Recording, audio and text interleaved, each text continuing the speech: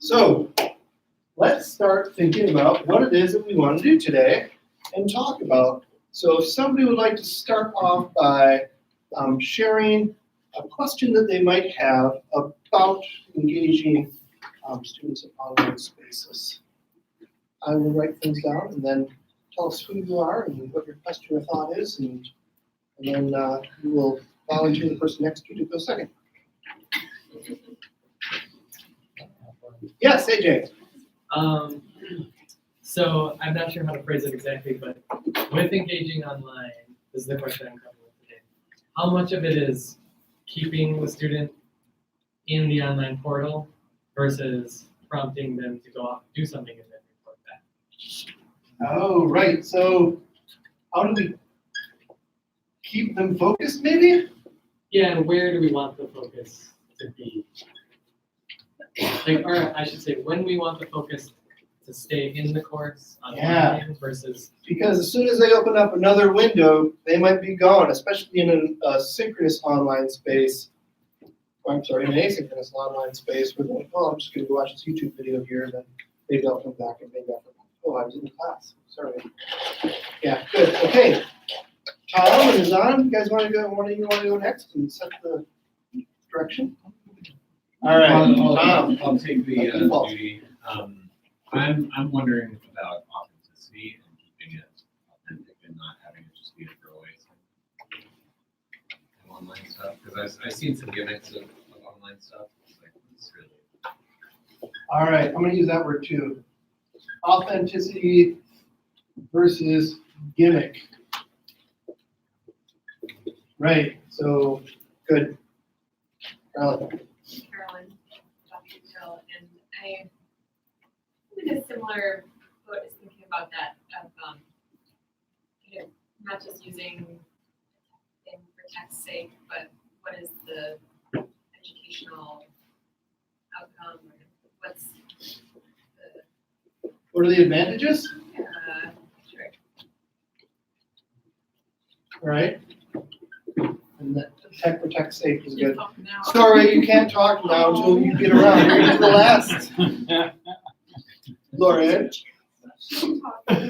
No, it's okay. give your space. Okay, I'll wait my turn. I don't know, I'd like to think all of my online activities are engaging, aren't they? Yeah. Your question is Lauren doing good? You know, if they don't engage, then that's how I know it's not a good activity. So I'm just curious what other types of engaging activities other people are doing more than anything, because you know, you get stuck in what you know and what your rut is. So I just kind of see what other people are doing. So how can we tell if they're engaged? That's what I got out of that. Because you say that you just see if they're engaged, but I guess depending on the activity, you've got to design a way for you to know Right. that they're engaging and not watching a YouTube video that has nothing to do with it. Right. Okay. Peter? You know, I've been thinking about engaging according to people's own personal or professional interests. So how do you kind of like get them to combine critical thinking with reflective thinking? You know, and so, you know, even though we might be teaching kind of like a science specialized topic, you know, how can we relate that topic to current events in the news, to societal problems, to, you know, stimulate kind of like an engagement in the common good. Yeah. And in some ways, it's kind of like AJ's, is it, or Tom's, is it busy work or is it authentic and personally meaningful to the student? Good. Hi, I'm Sandra. I work for the Vico program, just one floor down. All right, welcome. Thank you. Yeah, AJ, certainly. I have for me, is how do you keep your material culture sensitive? You know, representing the identities of your students. How, because that goes to engagement, goes to everything that you've been saying. If you want to keep them engaged, how do you represent? Are you aware of the identities that you are reaching? And are you keeping it culture sensitive so that they can relate to the material? Yeah. And we know that it's very important for students to see themselves Exactly. in the content that they're learning. If they don't, it's not. as- Especially if you're creating it and your identity doesn't match the identity of your students, you don't know what you don't know. Excellent. So are you doing your own work before you produce that product that goes to the students? Yeah, and how much of it is your work versus how much of it is the student's work? Exactly. Oh, I have also a different question. If you have a question or a thought about online teaching and engaging students, that'd be great. And then we're gonna, once we go around the room, we'll go into more depth and have you share some examples and such. I guess I will follow up with how can you tell if they're engaged more like what are the other activities that everybody else are doing? Okay. That I haven't thought about and could be great. Great. We've already gone, AJ, so. Jenna. Oh, I come with the ideas, and shall I ask a question that corresponds to one? Just to set yourself up for that? Good Good I idea. can answer something well, yeah.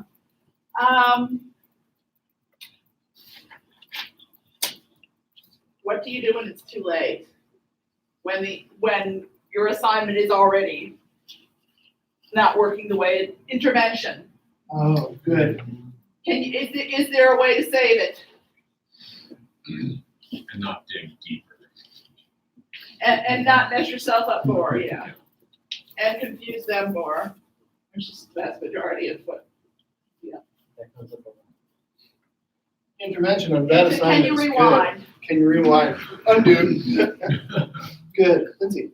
I'm Lindsay, I'm in French and Italian, and I see time-saving practices up here, and I think I would have questions about best practices so that the time investment for the instructor's night is used well for both the instructor and the student.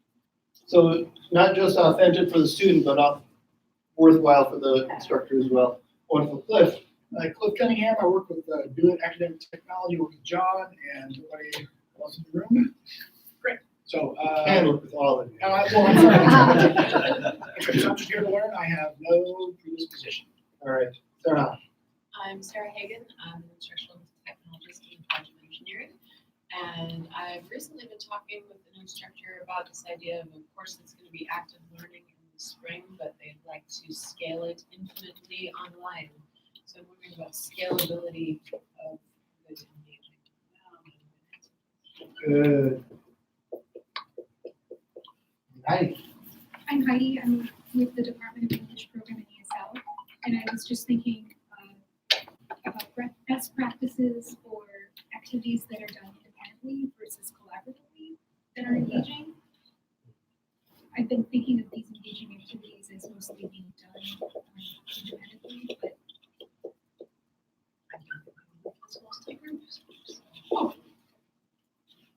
Kenny. My name is Kenny. I'm a grad student in the Kinesics department. Just kind of curious what people are doing and how do we keep it from being busy work. All right. Good. Last but not least, Lazan. I'm not either. I think my thoughts go along with Peter's, that something that is relevant to the topic and what's happening that day, that will get them out and apply what they learned in the classroom. How to do, where to find these activities too, as far as technology goes, and an activity that produces something measurable. That at the end I know whether. And that connects with what Lauren said. How do we know that they're engaged? And then what does that look like and can we assess it? All right, so I want to point out that we have this activity sheet and we've got a bunch of great information on this, including in the boxes examples. So thank you, Jennifer, for sharing that out. All right, so would anybody like to take a stab at any of these and say, well, the way that I do this is, oh, also I should point out that we have, exit this, move to here. We do have a Canvas page. We don't actually use it very much, but at the very top of your activity sheet, you can access this Canvas course as a self-login, self-enrollment thing. And then you get a chance to see the digital version of this, which has all of the links working. And the paper version, old stuff. So, oh, and on the very bottom, you can add notes online here somewhere. So that can be a bonus. And these are what we share our colleagues about. Jennifer, you look confused. I think this question of scale is important to a lot of people right now. Yeah. I would speak to some misconceptions that, oh, Jennifer's teaching an online class, let's give her 280 students. And if you have never taught an online class, it implies all kinds of different interactions that are very difficult to explain to people who have never taught online classes. So the first problem of scale is explaining and what it does to my inbox, and that I am the end result, even if we give me reader graders who are meant for a different paradigm, where there so much of the assessment is taking place, where the teaching is taking place, where the student-teacher interaction is taking place, and reader graders are meant to grade an essay, put a grade on it, not to discuss with the student, not to engage with coursework. The exact opposite of what online classes do well. So, how do we scale this? Hopefully we learn how to explain ourselves so that we don't drown in it first. And sensitize people to what it is to teach online, and the numbers do matter. And then I think another challenge in my experience is a massive upfront time investment on the faculty members' part to say, what can I automate?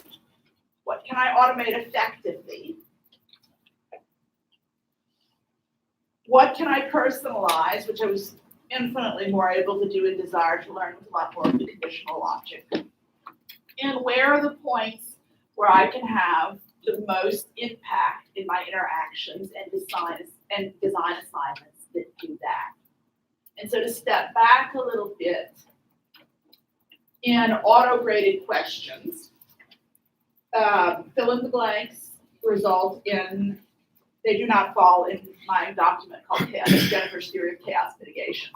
Fill in the blanks are the opposite of Jennifer's Theory of Chaos Mitigation. Dealt with too many questions about those.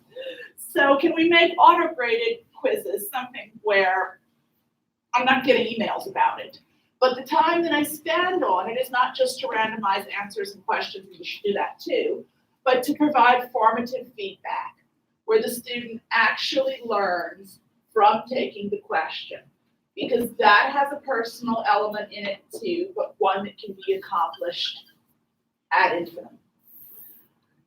And done right, you end up with, after that initial upfront time investment, and of course the instructor is going to keep on writing questions to keep the course fresh and new and keep people from plagiarizing, right? And keep randomizing those answers and questions.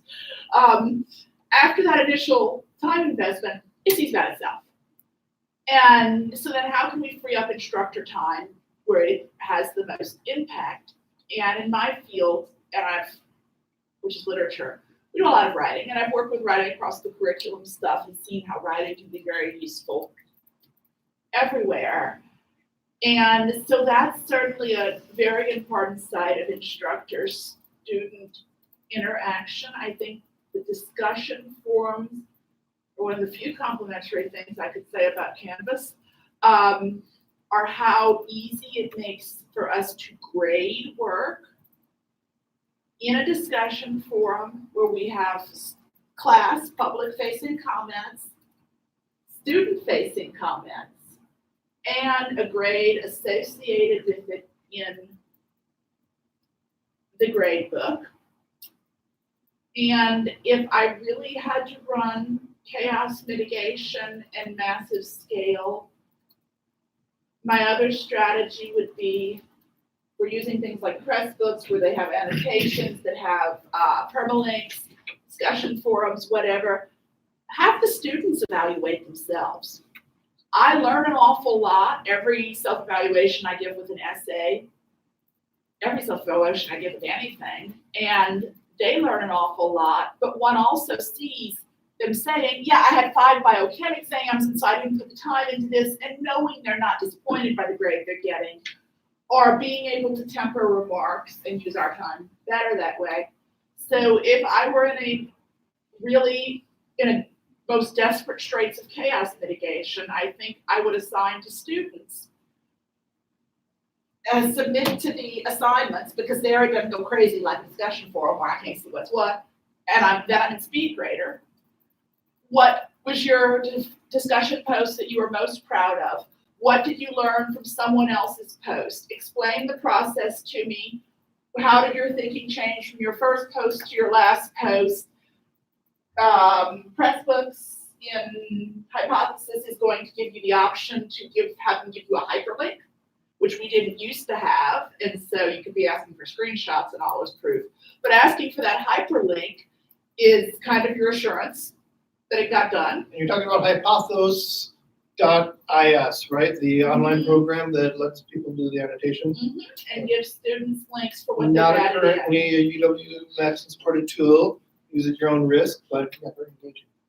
Can be. But it does go with Pressbooks. It is not supported for Canvas All right. alone, as standalone. Very good. So how do we make those self-evaluations meaningful to students, but also a way of making our workload more manageable? And so this is also under scalability and time saving, and I think this is a really important thing. They are different beasts from face-to-face teaching. Everybody who teaches online would agree, yes? Different? Yes. Because in face-to-face, you can have the student interaction here, and you can get the feedback just by sort of watching, are they fading away? Then I can go, stand next to them or whatever, and engage them, and adjust myself on the go at the last minute, sort of that intervention, right, in face-to-face. And online, you're speaking to sort of an unknown thing with unknown things happening. In a face-to-face classroom, if you interact with 5 people in a class, you did pretty good. You pat yourself on the back, call it a good day. The audience was engaged, the students were, happy. In face-to-face or in online, you have to do each of those 280 students individually because they aren't seeing you proxy interact with their peers. So how do you get that classroom vibe and that sense of, oh, my friend or the person sitting next to me had their question answered, and therefore that also answered my question. So how much of it is independent versus how much of it is group work? How much of it is self-evaluation versus instructor evaluation or peers evaluating and helping each other learn? These are all elements, I think, of scalability. Any other thoughts on some other differences there or ways to address them? You look like you're about to talk. Like the team-based learning approach, if you break down a big student population into teams that work together on projects and assurances and assessments throughout the semester, that's a perfect opportunity to write off from the start of an online course to create community, because if you have teams 5 to 6, 7 people in a team, they right from the very start have people to go to and to commiserate with or whatever, so to build community. And so I, over the last number of years, I've been experimenting with that concept. And so one of the things is that any multiple choice type task can be converted into a discussion of the rationales of why particular options are good and why particular options might not be good. And so the way that works is really simple. So you give, say, maybe 5 questions and ask people to individually figure out the right answer. And so it's not like, one answer out of 4 is the right answer, but, I'm doing it in terms of like a Google Sheet where you say you can distribute 4 points among the options of this question. And so if you're absolutely sure that 1 is the answer, then you can put your 4 points on, option 1. But if you don't have any idea, you can distribute it 1, 1, 1, 1, so at least you get 1 point out of it. Now, if you give the same individual, it's kind of like the concept is readiness assurance testing. And so it's kind of like if you have a theory that you want people to digest before they go on to maybe more creative, higher order thinking type assignments. And you want to say, okay, well, this is kind of like an assurance that you get the main ideas about what I'm providing you with for background. And so the idea is you give the same questions to the individual to complete, and then the team completes them as a team. And so that, in an online environment, brings them together into a group discussion board. And if you give them the right instructions, there could be a very rich discussion about, well, I thought this was the right answer because of this, this, and this, and then somebody might argue against it, and so nobody is able to hide in that way. And so, you can receive a consensus. And you've also added some diversity there for the universal design for learning, where they're working independently on something, so they have a chance to think about what they're going to say, they're not put on the spot, and then they can bring it in. They can to a learn larger from each group. other's rationales Yep. of how do you approach answering a question or finding the right answer to this. And from my perspective, I can see kind of like, well, what is the thinking? Is there a mistake that is happening, or something that I didn't explain properly in my providing content beforehand? But by the time they get to the student group after they've thought about it themselves, some of the work that you would have had to do is done by other people in the group saying, oh, That's right. no, it might be done this way as well. So that's a time-saving thing there. They have their own individual thought, they've got their team members check, and then maybe sometimes you can say, so this team represents this idea, and then they get the larger class check. That's right. And if the team didn't figure it out, then obviously there's something missing. And so Right. it's kind of like, for me, it's kind of a mechanism for where should I pay the biggest attention to in terms of, the educational value of what. Very good. Jennifer, you're gonna say something else about this? Or- Canvas stole my voice. I cannot find my teacher presence. It used to be somewhere, it is not there anymore. And so part of trying to do things on scale and trying to reach more students at a time, teaching in discussion forums, having more essay type, small type things in discussion forums, where you give an example once and everyone can benefit from it. Where Desire to Learn had the paragraph you put for all, where it could go to all with the grade items. And then also, like, you do conditional announcements, so if the student in X group scores below that, then release this announcement. So I could have these highly personalized pathways. It took a lot of upfront time. But I also knew where to make my voice heard. Mm-hmm. And here it's a lot more unclear to me. I've had students ask me to sum up my responses to the discussion forums in a page. I've had interesting suggestions, and I'd like to hear from other people. I think that goes to engaging students and scalability and just the overall question of teacher presence. Does anyone use the inbox and the automatic, like, if they're only emailed people who are at this level in this assignment? So in the grade book, Right, You where you can say has completed, hasn't. yeah, and can you also set a grade level? I think you can, if Yes, they haven't achieved a certain grade level, then send them this indicate this thing. Does that help at all as far as sending a paragraph to everybody who's reached this level?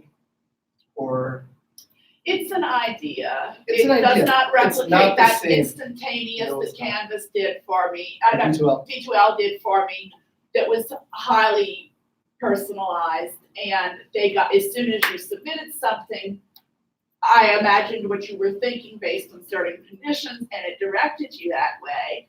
And I had an announcement presence in the front page widgets, and I had a voice in grading where summations could be made for the entire class.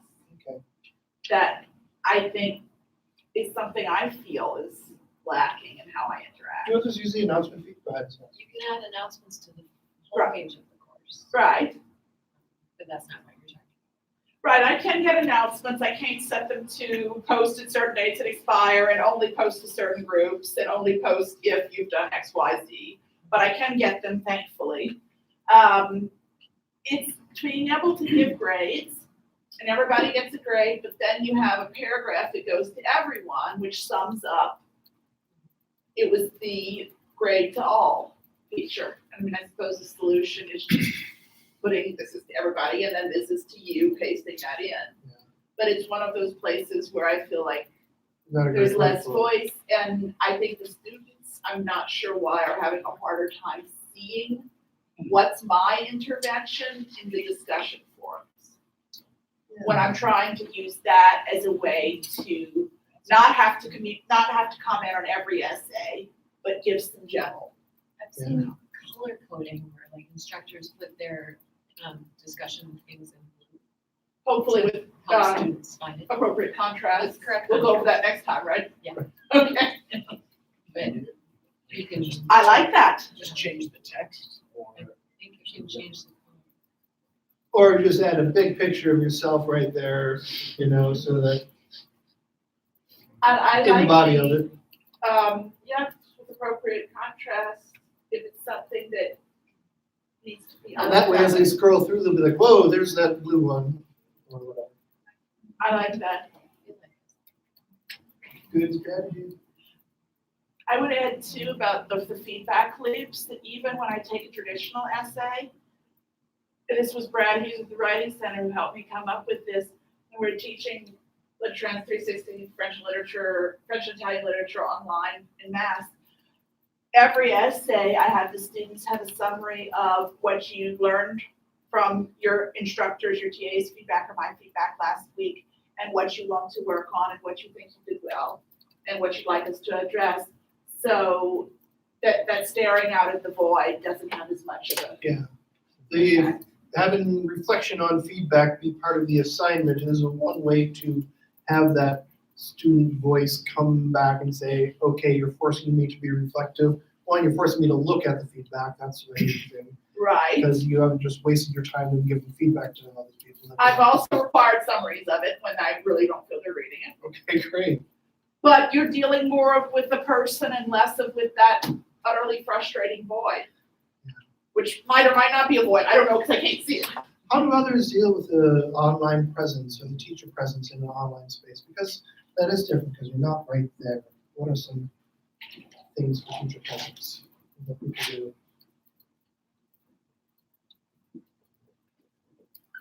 So I haven't thought yet, but my idea is to make a very short video for every page almost, every little time, just an intro, to put a face to the content. I mean, like, as if like I'm there, I talk to them very briefly, and then they take off with the content and the activity.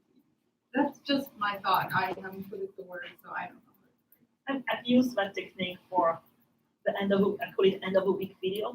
So it's like my course is launched every week, and after I finish grading the quizzes, I put a note, highlight all of the misunderstanding, misinterpretation. I use a end of video. to share. So a summary of what we should have learned, what we hope, where we saw some problems or challenges and how to address those. I like the idea of an activity video, sort of introducing the activity, because there is that teacher presence. That's a substitute. It's a direct substitute for stepping in front of them and saying, this is what we're going to do next. And it's getting easier to do those videos. It's the person behind this is human. But my concern is always going to be accessibility. And I have had to accommodate in online classrooms. And I shouldn't ever have to accommodate. We should have already designed it where the student doesn't have to ask me anything in my mind. And is it Google Slides that has started providing real-time captioning? Yes, have you guys all seen this? And does this work in our UW Google license? Last I heard, they were rolling it out in the next couple of weeks. Should we check it out right now? Yay! I just used it this past Saturday. It was awesome. in UW Google's, in G Suite and the Yeah. UW Google Yeah. license? I mean, it just launched, so if you just hit present, it just pops up as an option.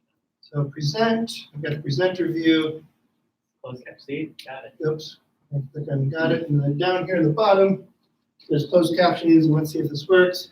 I turn it on. I allow it to use my microphone. And as I talk, it will turn my voice into words at the bottom of this. Try So- talking more naturally. So now I'm going to talk more naturally and ask some questions. Should we keep this on and just keep a discussion so we can hear if it picks things up from across the room? I think if you had USB mics spread across the room, you would have made this a totally accessible presentation. We're And comfortable. shall we say, absolutely revenue neutral to the University of Wisconsin? Pretty good. Now, it's not recording this, though. It's It is in the not moment, recording this. right? But I it's, could it's have, meeting a need of someone Right, who was hearing right. impaired. I could have my Right. Kaltura media space thing going on right now. That's If what I I'm was just speaking in thinking. front of I a could have my classroom. student with a hearing impairment come in here and I wouldn't have to call a sign language interpreter. I wonder how it works with certain terms, like, I mean, science, there's so much terminology that I don't know. In foreign language is Like my problem. picnic line. It is not perfect. Right? Yeah. Right, picnic line. He's also grabbing you from a native mic over here, right? Yeah. Oh, that's impressive. Yeah, so we keep over there. Okay. So that is yeah, Long overdue. it's long overdue. It's also not up to the standards of meeting accessibility. But what you can do then is, can you save a transcript And edit it and re-up your caption. and then re-up your captions? I think I remember hearing that you could do that, which means, come on, you guys all have laptops. You can figure this out. I'm not facilitating. But yeah, a couple of weeks I had heard about that, but I had not seen it actually working. So thank you, AJ, for sharing that. Good. All right, yeah, so, and it's so fast. Can I say something about the videos? So this is my own personal pet peeve. So take it, it's, not research based or whatever. I can't handle the videos online where the screen, where it's like my head is the whole screen and it's like polished, all bright white background and like shiny eyes, and I'm talking and it's perfectly into the microphone. I feel like give me some personal space. Like when I'm watching those, I just want to back up my chair. What we've been trying is, we just have someone standing, like John standing up in front of a classroom. The camera's where the student in the second row might be sitting. And we just give a couple barriers in between me and the speaker so that it feels like I'm sitting in a classroom. And then we actually have people asking questions at the end of the video. It only takes one other person. And I instruct the teachers that are making these videos to just like kind of scan the room, even though I'm sitting right there in that seat. Don't always look at me when you're answering the question, like kind of scan the room. And I feel like just with two people, it makes it feel like I'm sitting in a classroom with everyone else on the online course when I'm the student. And I'm not so like back away from you, please. Is it more So natural you're doing setting? this in video production, Kaltura, what? This is, we just do like weekly videos on Canvas. So we Okay, just grab we have a DSLR camera, but any camera.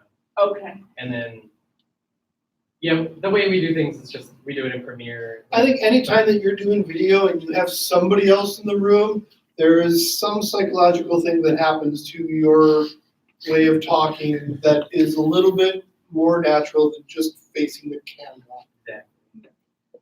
Except when you have somebody that's second language person, and then it's valuable to have that face there because you can also read the lips. You can, versus if it's far removed in the room. I just miss that. So if it's a second language person, I think that there's a value of having that person right up and close talking to you. Maybe there's a happy medium somewhere. Yeah. Where it's still visible. So it depends on your Actually, audience. what I was gonna get at is, I agree, the whole white, it's been, a big production kind of thing is very personal, and so you don't get that personal sense of who your teacher is, that you were also talking about missing the, where did I go? Canvas took over for me.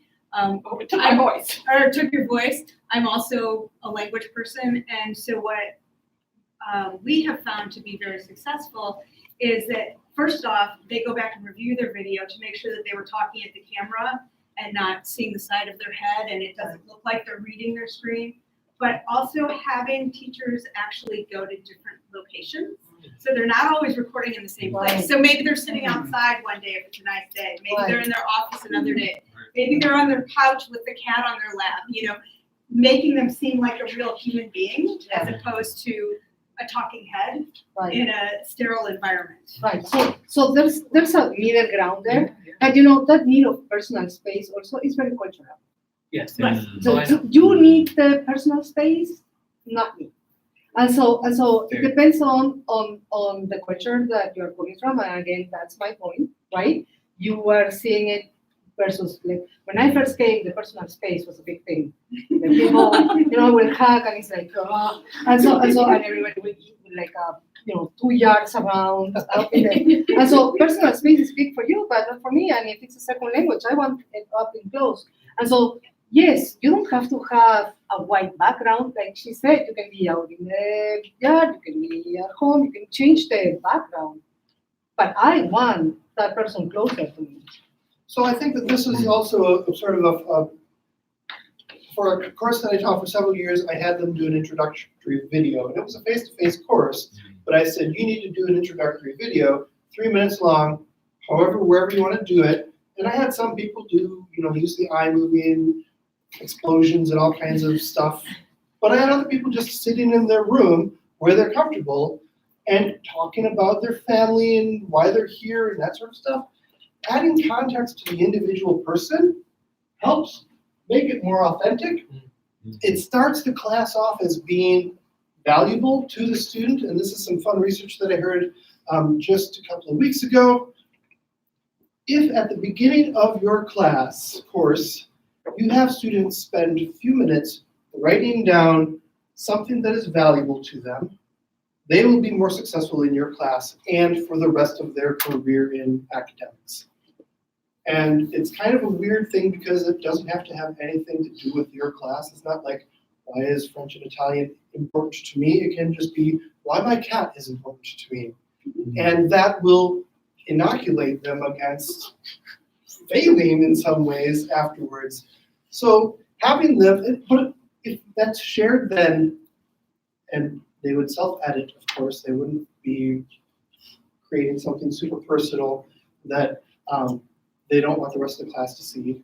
So you share that though with the rest of the class, and now people start saying, oh, now I know a little bit more about Peter. He plays soccer. Well, that's sort of an interesting, I like that too. And now I have this affinity in this cohort, and I can start feeling supported in the other areas of my life outside of the class, and that also adds to one success. Jennifer. I have a question though. So did you show these videos? How did the students watch each other's videos? We had it as a private YouTube channel that immediately after we brought in popcorn, and immediately after So you did it in class? they took it down. Yes. How it would was I a- translate this online to incentivize the viewing? So that is a good question, but I don't know if you need to incentivize the viewing. Because Kaltura's made it easy now. Kaltura makes Actually, it super Canvas easy. lets you, it lets instructors record an assignment. I don't think it's gonna let a student, does it let a student record video and a discussion post? I know that they can in the speed grader add media I've to that. used Padlet before, that works really nice. Everybody posts a little note that they can put video in and mix it in with text and images if they want to.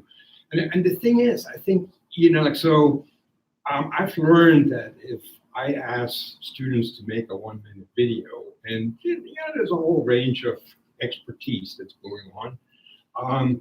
Then if I put my video up there, it's kind of like, already starting off as saying, well, I'm, in solidarity with the assignment that I asked you to do, I'm putting up my Modeling video, it. and so that breaks down, kind of like, the barriers between, oh, well, the instructor has all the support with professional videos and this and that, and he asks us to do video presentations on this and that, and we don't have all of that support, but you don't need to. Like you could, I'm with Lauren, you could sit with a cat on your lap and say, well, I'm kind of like responding to how you And when you model it, use the tools that they do. Like I created my video with a phone held up like this. It was not professional, and I feel there's a level of shared trauma there with student-produced videos, where they all have to go through this, and so they sort of feel a sense of solidarity with each other for having to undergo that trauma, and that brings them closer together. And I think, John, you've even said people are far more tolerant of crappy video than crappy audio. Yeah. Because they want to be able to hear you. They Yeah. really, Yeah. they need to hear the information. So that's really the important thing, is that they can hear you well. And I think we are really more averse to like video. They are so used to video that I don't think that's an issue for them sharing a video. Like they do it daily as a conversation. So I love the FaceTime where they come Right. in and they're talking to somebody, they set their phone down so that person's staring at the Yeah. ceiling while they're making a sandwich. well, worse is when they're walking in the street and talking to someone. So I think that is not an issue more than being clear, than understanding. And I also have to say that as a memory aid, if it goes to engagement, but also if you are conveying something that is complex, or that is something that you want them to remember, if you put yourself in a very interesting place, or you yourself are with your cat or your dog or whatever, they will link in their brain that with that concept, with whatever they were living. So it's a memory aid. Yes. So there is a value in putting another background the other way and being talking. I have a funny story about that. There was a lecturer that had a parrot that kept on repeating keywords. Totally incidental. She had like 9 parrots, and everybody in the class talked about parrots for the rest of the class. And for 10 years. I would love to have like a robot parrot where it could be like, okay, repeat these words. Yeah. Yeah, it was so random. Yeah. Sarah the girl. Lauren and I went to a conference in the spring where they brought in a guy from Kansas State who teaches Michael Wirsch. And he records his lectures while running and flying a drone. A drone, yeah. So it's a mix of him talking with the face and also of where he's going. So if you really want to up your game, that's the Right. Is he flying the drone? I believe so. Yeah, well, that's dangerous. Yeah, I know. While he's running? I think it might be auto set to like cover the yeah. area that he's in, so it doesn't like he's not Hang on. actually. It's relevant to. Yeah. It's like this coasting. Just Carolyn, then Jennifer. to throw a tip in with videos and photography in general, more light just goes a long way. So if you can get outside and get all the natural sunlight, it's going to make the video look so much better. The photo look so much better.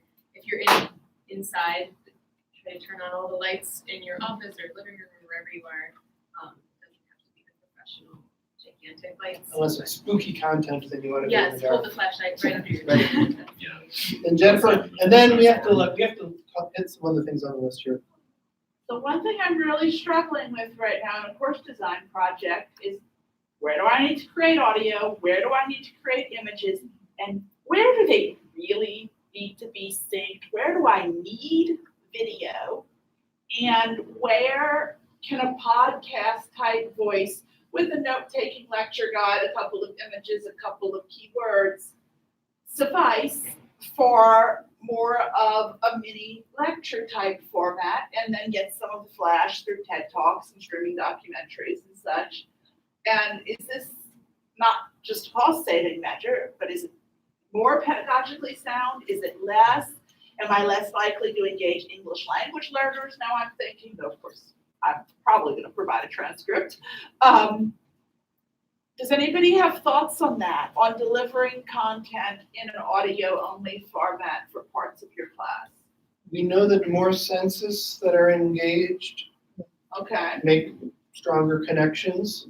On the other hand, there's something super intimate about audio only, and podcasts have driven that in very deep because it excludes it activates the internal connections. It's American life. For example, but if you can't do this American life, then I don't know. As a visual learner, it goes in one ear and out the other. I Yeah. would read your transcript and ignore the podcast, but that's just me. This is most podcasts for me as well. If I'm ever trying to do anything other than I don't know what's happening with the audio, I really have to sit still, and then I get impatient sometimes. So it would make note-taking easier to listen, have a note-taking guide, and not just have things appear and vanish on slides. I want the transcript. You want, oh, well, you're, Uh-huh. for accessibility reasons, I'd Yeah. probably be giving the transcript, Yeah, right? that might, I like that idea of combining the visual with the audio, but just purely audio, I think I don't jog, so Okay. I think the more learning styles that you include, the better, because there's many people that are the opposite. That they Yeah. won't read a whole transcript, but they will totally listen. So I think the more combinations you give, the better, because then you are addressing the diversity of your audience. Not one is right for everybody. So one other thing I've seen at the conference that teaching as if you're telling a story. And that kind of lends itself to the story. I mean, I guess it depends on what you're teaching. It's folklore class. So, I mean, it's traditional material there. There are no stories there, right? I think it depends. Yeah. And And if you right. have an activity while listening, jot down, like, I think that's what you're saying, like, write down your, whatever, give them something to do while they're listening. So, and I think that this is a big thing, right? Because folklore is very story oriented, but any subject has Everything. stories about it and where they come from. But the best stories are the ones that involve me as a student, right? Seriously, because if I can say, oh, my uncle, and I start telling the story, I'm going to make a connection to the content. And this gets into this authenticity versus gimmick, I think. If we can figure out ways, and I feel like the assignments that you've got in here about tell your life history in 3 images that you find in Madison, or History of your life in 3 objects was one of the ones. right? They were just sort of scavenger hunter images in Madison, but to start, and it's an ethnic studies folklore class, because we do a project that's history of French and Wisconsin and objects from the Historical Society. Look at the British Museum site, History of the World in 100 Objects. Amazing site. So we're talking about how do objects tell stories, but we're also thinking about something crucial to an ethnic studies class is that choices get made about what objects get preserved, Yeah. about what histories gets preserved, about what voices get silenced. And so our introduction, instead of just introducing yourself to your classmates, this time I tried tell us the story of your life in 3 objects and explain them. And you can only have 3, you can't have more. And I think that this is actually one of the advantages of the online space. In a classroom, you're all in this shared, very generic, often very sterile space. In an online space, although you have that sterile canvas space, you also have lots of opportunities for students to share.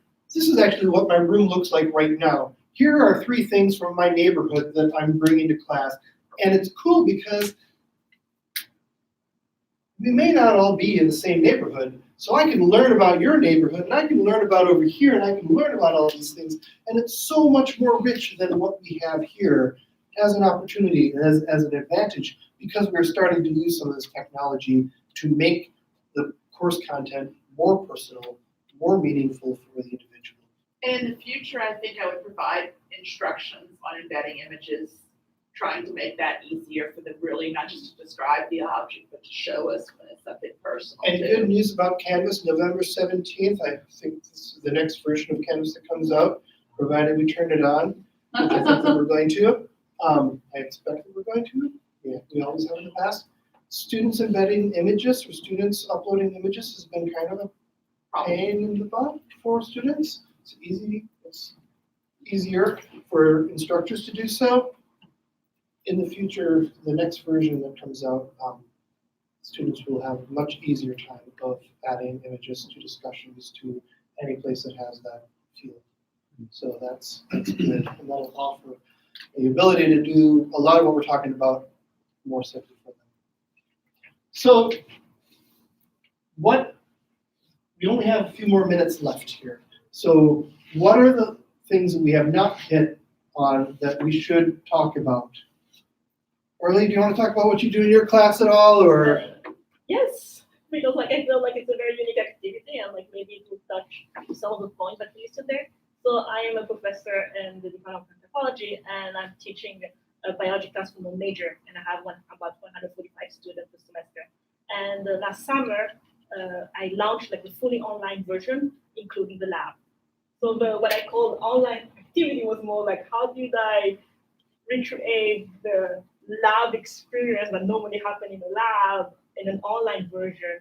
And it's not like lab simulation, but it's more like getting the student to do the lab at home. And how do I get that to happen? So that's what I wanted to share about like what were the activities I did. I don't know if I can plug in my computer. Yes, you can. But at the same time I can talk. So You keep talking, I'll plug you in. okay, so the first thing that I did was the content, like reflective thinking. So I always create like introductory video about the biological concept. First of all, that like I want them to experiment. Why is it important? So one of the video, like the thing that I want to show was about the power of gene in agriculture. What is it transgenic plants, but also what is the power of the DNA? And the goal of the experiment was for them to isolate DNA from the food smoothing. But how to get there? But not only that, like, so after the introduction, we put them a question, a challenge. So,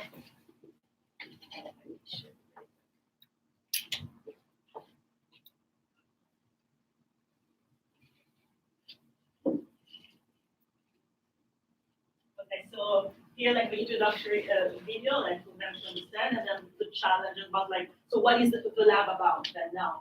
And the next thing that we did, we gave them, of course, what are the material that they need to prepare.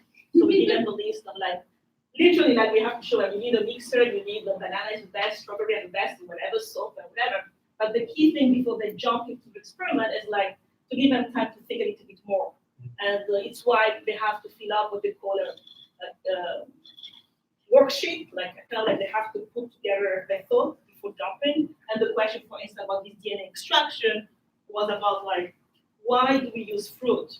What else could we use to extract DNA from? This idea that like, and I asked, can you use a soil to extract DNA?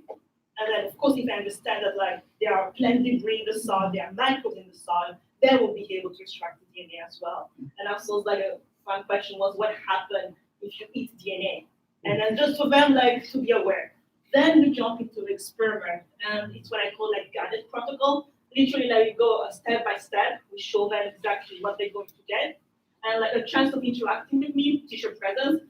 We created with Padlet. You can do Messenger, like the Messenger of Facebook. It works the same way, like a chat. And then like funny thing, nobody ever use it, but it's a live. We tell them we're going to be there on Thursday.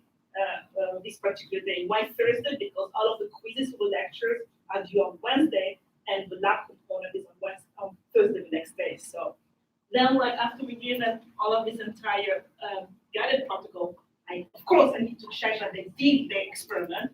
And one of the things that we ask them is first of all to post the results. So talking about cultural relevance, as you can see, some of the students isolated their DNA with chopstick, and I'm like, wow, that can only be like an 8. But like I mean, like, but like it's not only the posting of the picture. It's for me just to double check that they did the experiment, but I go one step further to make them think more about it. So like I showed them there was this survey in 2014 from Oklahoma State. They say that like 80% of the Americans voted for mandatory labeling of every food that has DNA. And then I asked them, what is the off about that? And of course, it's like every food has DNA. But like, if you don't think much, I don't know if you saw like the label post up like in that I think about like how they want not to label salt as no GMO. but salt doesn't have DNA. So, and that's part of my job as an instructor for a biology class, for students to be educated. And so they're like, so one thing that I asked them to do, like, and I wanted to read it. So in that like survey, they put a quote. So they say that if we have indeed, like I can read for you, even the survey, if the government does impose mandatory labeling on food containing DNA, perhaps the labeling must be something like warning: the product contains deoxyribonucleotide acid (DNA). The Surgeon General has determined that DNA is linked to various diseases, both animal and human.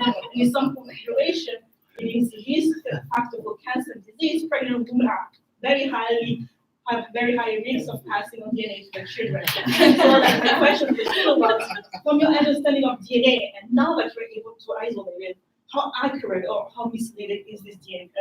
And you can see students really writing, and again, I use Padlet for Every cancer patient has DNA. exactly. Eat it. So You use what for the, This is Padlet. Padlet. okay, so that's where your chat was too. Yes. Okay. Padlet offer like different options. Padlet is also not UW supported, but people use it, and that's okay. You can use what you want to But use. Canvas has a Don't ask us chat. for help. But yes, I tried that chat, but it's what happened like they have to see that you're online, and then like they think I don't want the student to see that I'm online. I don't know. Padlet was fine. We just copy and paste the link. Padlet looks like a physical bulletin Post-it, board yeah. that you stick Post-it notes on. Yeah, for example. and each of them are So posted. it organizes different than like a typical And chat. the student in can also Canvas like or something. Much more put visually pictures scannable. or like video.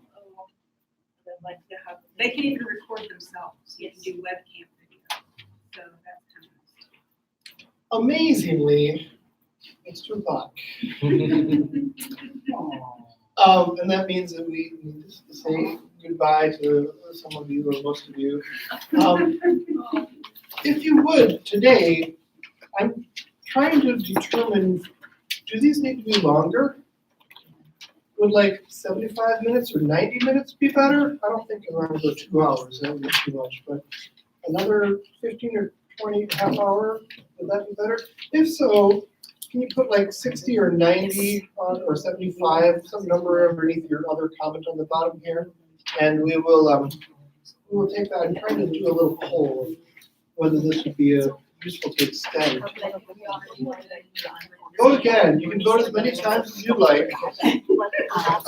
Like the national election.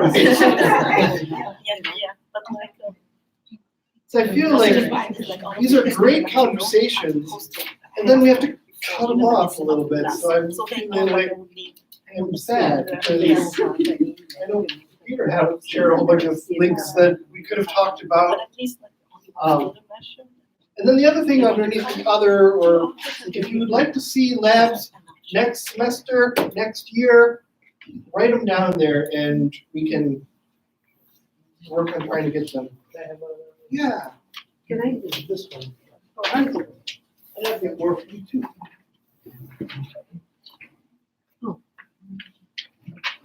Anybody else like one? A pen.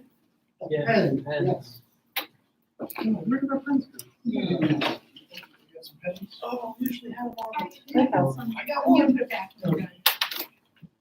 Pass it around. This is what happens when I don't have time We're for that. celebrating. Anybody else need some?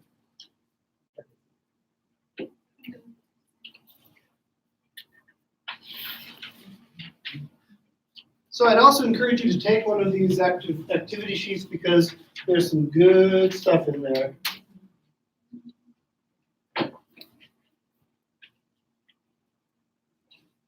But they're all on your Canvas site, right? They are also all on my Canvas site, yeah.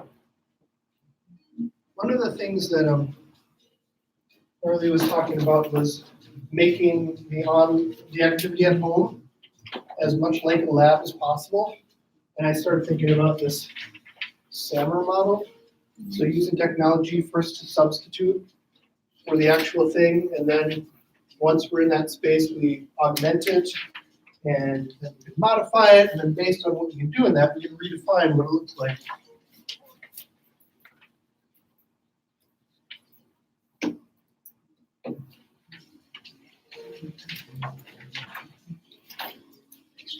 There's one more session on rubrics and assessments on November 28th. So if you are interested in nearby Van Nuys, you can go to that, or this worksheet over there. YWW is taking applications for winter. And that's the week before school starts, I believe. And then we're having another learning analytics session for the learning analytics presentation series. Oh, it's a beta of the course level dashboard for Canvas. So they have developed a Canvas learning analytics dashboard, and they're going to be sharing that. So grab one of these on the way out as well. Analytics 2 is also available in your navigation settings. So underneath my settings here, feature options, sir. Navigation. So Mary, the navigation. middle court here to it. She's in the same department as mine. Yeah. Our desks are in the next page. Okay, can I say hi to you? I was like, oh, I didn't know your name. That's interesting. Are you in the .man side or in production? It's production. It's a sandbox.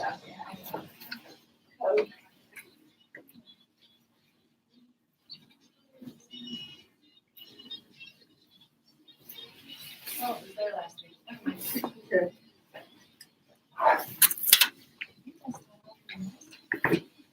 Thank you all for coming. Thanks so much.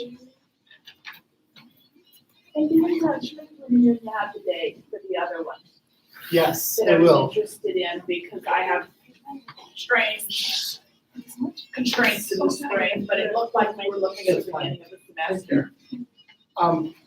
In your draft thing, it looked like the beginning of the It- semester. Yes, Okay, all of these have to go through through, all kinds of loops. So hopefully I can. I'm working through figuring out how to. Yes. How to get that. So Jeff Yes, was first in the he was. and so, and feel free to communicate. He started writing about some stuff on this thing, and I was watching what he was writing and what he was asking, and then I started responding to him, and I was like, this kind of thing back and forth between the two of us. But you can feel, I mean, it's So a this was language relevant to thing, feel free you, to. you could see why I would Yeah, have. like, We'll use the parts that are feel free relevant. to like, the Right. whole It's conversation. a good, yeah, it's a good onto a point. Yeah, to me, I can. I really don't think I do. Yeah. So online, it's just the That's what I said, I would right? absolutely. Usually the discussions is like this, where it applies to all sorts of things. And sometimes it gets a little closer to the platform, but sometimes it's just about teaching and learning. And why I would really love to have you here is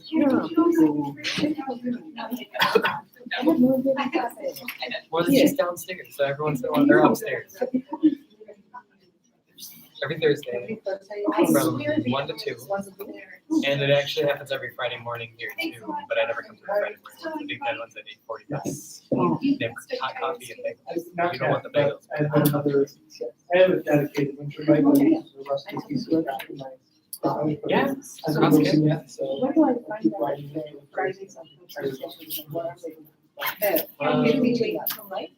Yes, you'll probably get an email now that you put your email in there. They don't send a ton of emails, so If it's raining, it won't for the fill. rain, then I'll be like, okay, if it's. Yes, they're all labeled for the whole year or semester. Yes, you pick and choose. I tend to just try to come to all of them because I never, even if I feel like I don't do it, once I get there, I'm like, oh wait, I can. Yeah, right here. Good. Oh, did he? I know he's looking for more of those. Sounds like much more technical and less strategy, I think. Interactive content. Oh, so multiple.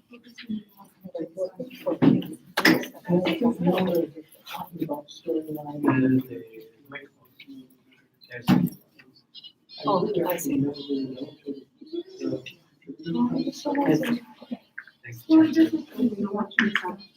That's gonna be, I think that's gonna be it. So, Yeah, one thing with our videos too that I didn't get to mention, we put up, it's like a PowerPoint, but like, kind of like a news thing where it's like next to the instructor. Yeah. And it shows the key word and the key concept Right, that's of everything we're talking about. Yeah, or visual. Yes, it's a That's visual. gonna be another show I want. Yeah. Thank you, John, for everything. Okay. I always I say, understand how that. much news? Because I speak the English. Yes. What we're doing is very news oriented. Yeah. so But that's- I like the idea. But you're of- so Maybe Beta Dash? so quick. I need this page, just put me in the second row, and I was laughing. Because I'm like, this is so American. Well, I'm aware of this, and I'm really glad that you pointed it out. I wonder though, because of That is the true, particular Wisconsin. setting where it's like, Wisconsin. it is a classroom, if that's part of it too. It is cultural. I'm just wondering how that. But also, it's nice to see, like, so I'm like, you know, Yeah. I'm just you have. Grab that big thing of cookies and bring it back. Yes. I'll It's take one similar for framing to my walk back. when she was sharing hers, and you can see the one video. It's very similar framing. Is that not close enough? Well, Thank- sorry. yeah, that's- Yeah, that's about the same. No, but that's not second row, sorry, well, somebody in the corner. Well, camera wise it is, but appearance wise it's not. It's like, it's like, it's like this far away. I thought today Yeah. was good But session. I wanna see. It's good session. Yes, I don't want these. This new. That's what I format was here talking about. for Sometimes people, it's the head fills up the whole screen. All you see is that. Connections and cross discussions. So, but I think we I never hit would on have the been fact able that to do it's this a bad. Yeah, It's it's kind of. And a the lot things you're richer, bringing up are But really. it's also. One thing you can do, Yeah. video production You know, wise, in obviously, the past version, this is not your thing, sometimes happens. but people Yeah, could you know, when you say, take the oh, video well, and then cut out just the mouth and put a little video of this like how close of the mouth. You know, you I know, have. that's the way- Is that too weird? Yeah. Okay, I don't know. I'm For so language, scared for them. yeah. Oh. I walked the each You week want the for directions this was a good I session. mean, you This was want a it. good session. And so. Good. No, this is my. I just Thanks. saw Have a it. good I'm one. like, what? It looks Peruvian. What is it? It's Ecuador. Ah, Yeah, next door. but I don't know much about it. I just know it's from Ecuador. You didn't. They had a whole bunch at St. Vinny's on the east side, Ah, like 16 years ago. Oh. A long time ago, and I just bought it. But then when I wanted to start carrying a purse instead of pockets, I found this. I was like, that's perfect size. So,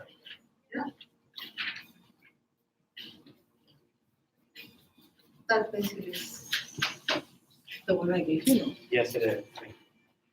you want to keep it? Nothing. For your- Hey, how are you? Good to see you. He dragged me up there. I'm like, okay, yeah. Yeah, good job, AJ. Come back again? No, I've been meaning to, he mentioned that to me, but, you know, I didn't know which days and not always, yeah, so, but this time we were having it together, come. So, yeah, now I know, very happy. Thank you. Yeah, thank you. Oh, there it is. That's all. Yeah, okay. Actually, I got one from you and one from you. Put it in.